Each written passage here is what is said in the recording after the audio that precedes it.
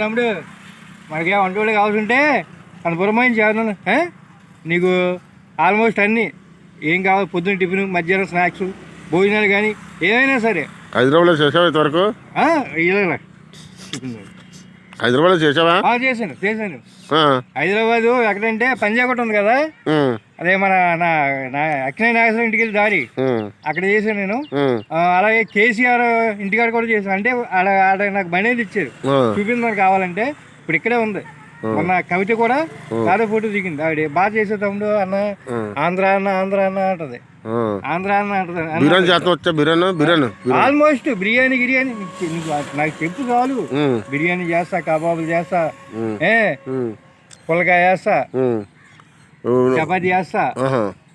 వంకాయ కర్రీ అసలు చెప్పకూడదమ్మా.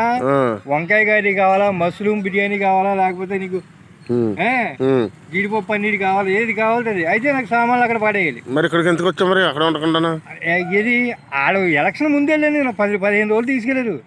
అమ్మని కొడుకు నేను వెళ్ళాను. 15 రోజులు చేసి అక్కడ ఉంటా. ఇప్పుడు అడ్రస్ చెప్తే వెళ్తావా? అయ్యో తీసుకుంటా.